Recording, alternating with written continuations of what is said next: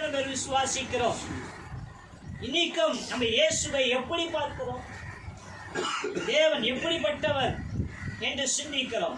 இந்த பேதுருவை நோக்கி பேதுரு சொல்லுகிறான், நீ ஜீவனுள்ள தேவனுடைய குமாரன் என்று சொல்லி, குமாரனாகிய கிறிஸ்து என்று சொல்லி விசுவாசிக்கிறான். அல்லேலூயா எண்ணுகிறான். அல்லேலூயா. அதுக்கு கீழே அவர் சொல்றார், 17 வாசிங்க. சீமோனே, நீ பாக்கியவான், உன் மாமிசமும் ரத்தமும் இது உனக்கு வெளிப்படுத்தவில்லை, பரலோகத்தில் இருக்கிற என் பிதா இதை உனக்கு வெளிப்படுத்தினார். போதுமா? அல்லேலூயா. அவர் சொல்றாரு, நீ உனக்கு இது உன் மாமிசமும் உன் ரத்தமும் உனக்கு வெளிப்படுத்தல. அல்லேலூயா. நான் ஜீவனுள்ள தேவன் என்று உனக்கு வெளிப்படுத்தினது பரலோகத்தில் இருக்க என் பிதா உனக்கு வெளிப்படுத்தினார். அல்லேலூயா.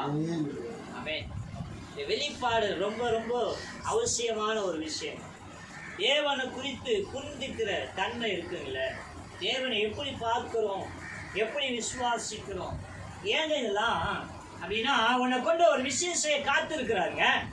அல்லது அப்படின்னா உன்னை ஆயத்தப்படுத்த வேண்டாமா?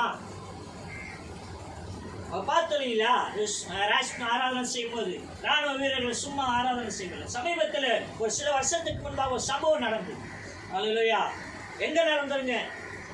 காஷ்மீர்ல நடந்தது, பனியில நடந்தது.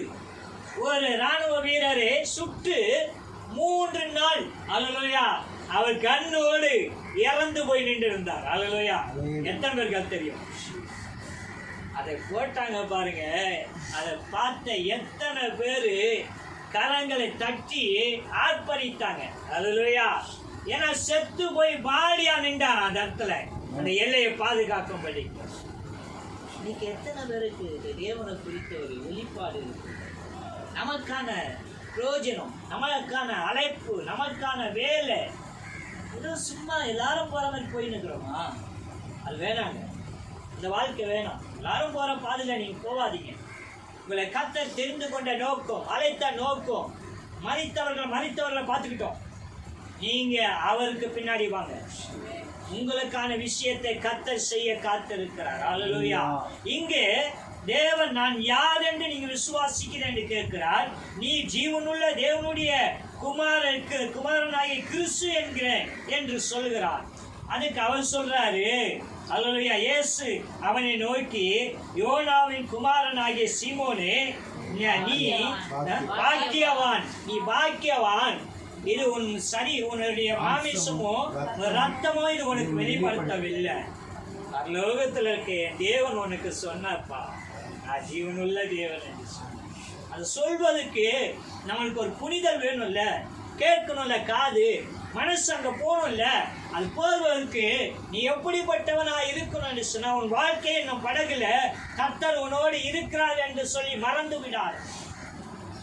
அப்படி நீ இருப்பே என்று சொன்னால், அந்த புனிதல் உனக்குள்ள, நீ ஜீவனுள்ள தேவன் அப்படிங்கிற எண்ணம் உனக்குள்ள இருக்குமானால், தேவன் உனக்கு கொண்டு என்ன செய்யப்படுறார் தெரியுமா? என்ன செய்யப்படுறார் தெரியுமா? அல்லேலூயா. ஒவ்வொருத்தரையுமே பார்ப்போமே, உங்களை கொண்டு என்ன செய்யப்படுறார்? 18 வாசிங்க. மேலும் நான் உனக்கு சொல்லுகிறேன், நீ பேதுருவாய் இருக்கிறாய். இந்த கல்லின் மேல் சபையை கட்டுவேன், பாதாளத்தின் வாசல்கள் அதை மேற்கொள்வதில்லை. ஆமென். போதும். அல்லேலூயா. என்ன சொல்றாரு?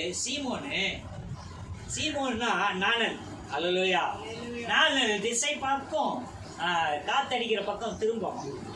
ஆனா பேதுரு என்று சொன்னால் பாறை என்று அர்த்தம். அல்லேலூயா. 18 வாசமா. மேலும் நான் உனக்கு சொல்லுகிறேன், இருக்கிறாய் இந்த கல்லின் மேல். அப்படியாவது பேதுரு என்று சொன்னால் அது பாறை என்று அர்த்தம். இந்த கல்லின் மேல் என் சபையை கட்டுவேன். அல்லேலூயா. என்ன நினைச்சிட்டு உங்களை யார் என்று பார்க்கிறீங்க? அல்லேலூயா. அவர் உன்னை அவருடைய சபையா பார்க்கிறார், அவர் வாசம் பண்ணும் ஆலயமா பார்க்கிறார். ஆனா நீ வெறும் கட்டடமாவே பார்க்கிறாயே. அல்லேலூயா.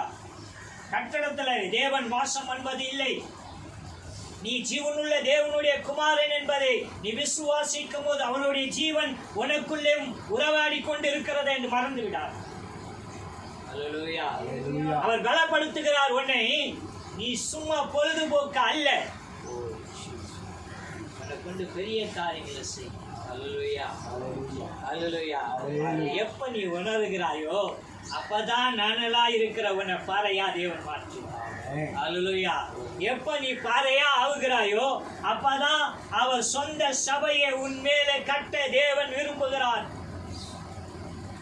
எத்தனை பேருக்கு இந்த போதனை கிடைக்குது? அல்லேலூயா.